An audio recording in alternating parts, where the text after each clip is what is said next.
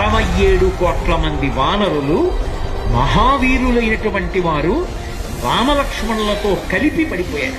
ఒక్క వానరుడు యుద్ధభూమిలో లేచి తిరుగుతున్నవాడు లేడు. ఇంద్రజిత్ శక్తి తెలుసు కాబట్టి విభీషణుడు వెళ్ళిపోయాడు, దొరకలేదు. స్వామి హనుమ ఏ అస్త్రము చేత బంధింపబడదు కాబట్టి హనుమ ఒక్కరే ఉన్నారు.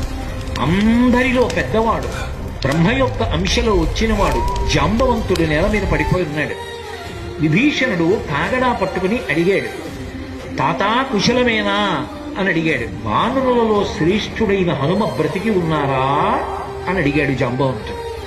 విభీషణుడు అన్నాడు, తాత నువ్వు అడగవలసినది రామలక్ష్మణులు కుశలముగా ఉన్నారా అని అడగాలి.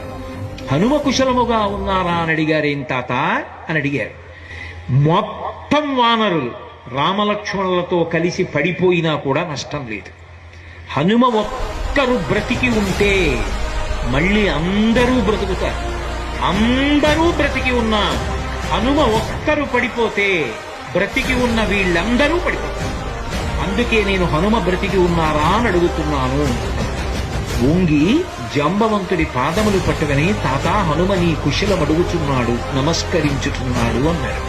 కైలాసము పక్కన వృషభము అనబడేటటువంటి పర్వతం ఉంది. అక్కడ పరమశివుడు తన యొక్క త్రిశూలాన్ని ధనస్సుని నిలబెడతాడు. అక్కడే ఆదిశేషుడు ఉంటాడు. 2 పర్వతముల మధ్యలో ఓషధీ పర్వతం ఉంది. ఆ ఓషధీ పర్వతంలో 4 ఓషధులు ఉన్నాయి. మృత సంజీవని, విశల్యకరణి, సువర్ణకరణి, సంధానకరణి అని 4 ఉన్నాయి. ఆ 4 ఓషధులు తీసుకురావాలి. నువ్వు వెంటనే ఆ ఓషధులు తీసుకొస్తే వానరులు బ్రతుకుతారు. ఒక గుజుటున బయలుదేరి కైలాస పర్వతం దగ్గరికి వెళ్ళిపోయారు. ఈ స్థానములన్నీ చూశారు. వృషభ పర్వతం దగ్గరికి వెళ్ళారు. 2 పర్వతాల మధ్యలో ఓషధీ పర్వతాన్ని చూశారు. ఓషధీ పర్వతం హనుమ వస్తున్నారు, ఓషధుల్ని తీసుకెళ్లిపోతారని కనపడకుండా వాటిని దాచింది.